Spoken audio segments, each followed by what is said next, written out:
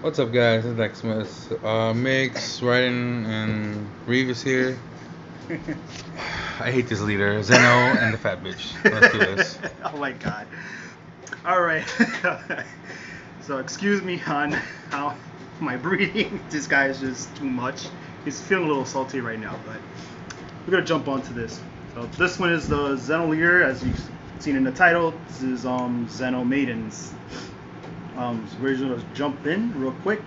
So just like the Universe 7 Goku from the Tournament of Power, he carries the same permanent where you can only have Universe cards, and all Universe cards, you ignore their specified costs. And the auto, when it attacks a leader, send the top 2 cards from your deck to the drop area, draw 1, ready 2 energies to awaken. On the awaken side is where he kind of becomes a monster. That's where the saltiness happens. Still carries the same permanent of having just, universe battle cards with no specific cost. The auto, when it attacks, place the top 2, draw a card. The active main, which is once per turn, warp 10 cards from your drop, and you make the opponent drop 2 cards from hand. Now, how degenerate or cancerous this is, we're gonna go right into it. I think from the maiden deck, the only thing we should describe or explain is the promos. Oh, because not everybody has the promos. Yeah. So to start off, I'm only playing 3 Master Roshis. Don't have any extras, extra copy at the moment. Of course, there are going to be a recommendation of what you can place for the 4th one to find room. Next up, running 4 Zarbuto. Zarbuto is your Kawasu for your Universe 2 cards, so it lets you search out for your Jamezi, the character that reduces their energy cost of your Maiden Squadron by 2. Search out your Maiden Squadrons when you need them. Your free blockers. And of course, speaking of free blockers, you got for this guy, it's a blocker, and your permanent, if you have a Universe 2 battle card in your battle area, is a free drop. Next up, 4 of the beautiful, lovely Girl Warrior Brianne. Has barrier, so anything that wants to KO 3 or less, she just sits there and go, haha. Auto, when it comes to play, you look at the top 7 for any major squadron, could be herself or her evolved pieces or the other members, you add them to hand. To drop for your super combos for the ultimate box, if your leader is either Universe 2 or a God, you can discard 1 card from your hand, draw 2, and it's a plus 10k. And yes, of course, Zeno's God. I run 3 of this guy just for the 4 of these guys just for the KO battle card. Some of you that are going to be watching the live video, if you haven't noticed, I was running the 1 cost 10k combo that comes into play when it's green. That was my mistake. This profile is way after made the mistake, so when you see it, just ignore it because it mainly was charged. Next up, I run 4 of this one. Of course, since you're ignoring specified costs, it doesn't matter. It's a blocker, and when it comes into play, you may take a card out of life, add it to hand, and KO a battle card equal to or less than your energies. So it's definitely a guarantee KO anything 3 and under, or 4, depending on how late the game is. One of the next MVP in the deck for Migz, the permanent, it reduces the energy costs of your Maiden Squadrons by 2. You still pay specified costs. Now the thing is with these 2, it's the energy cost from hand. So you're reducing the energy cost of your Maiden Squadron, plus you're ignoring the specified costs. So technically your 2-drop Brianne drops down for free.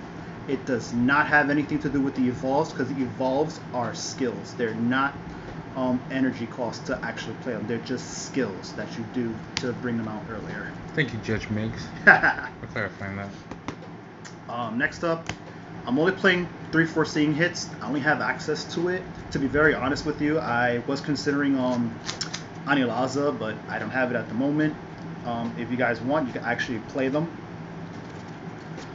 Next up, I run 4 of Rosie for the Maiden Squadron. She's a blocker, and the auto, if you have Kakunza and Ribiane on board, she readies at the end of the turn.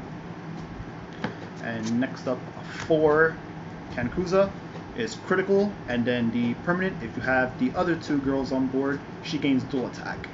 You necessarily don't have to run Rosie and Kankuza in 4s. You can actually run each of them in 3s. So for this, you would actually take out one of these at a 4th 4 seeing hit, or Anilaza if you're going to do it like that.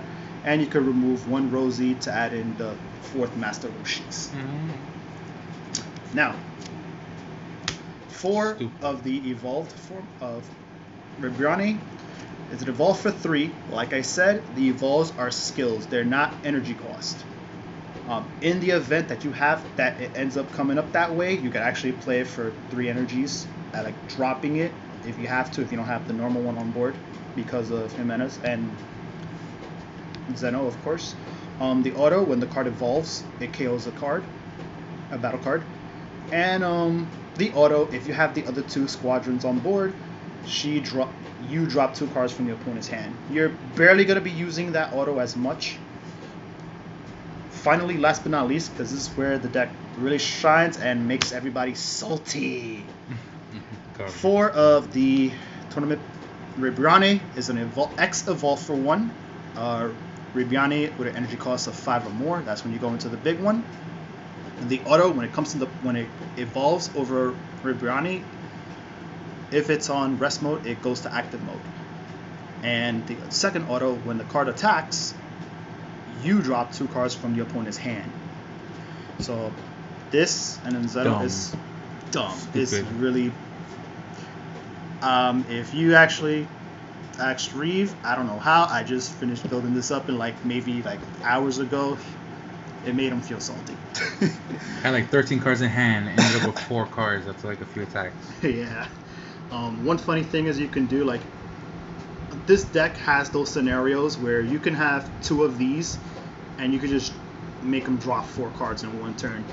It's possible to get 2 of them on board separately, but it's more work to do. It's actually easier evolve first one, then evolve again, and just be stupid for no reason. Some of you may have seen it in some of you may have actually seen this deck build everywhere. I know it's not different as much, but it's the most standard retarded way to even play Zeno.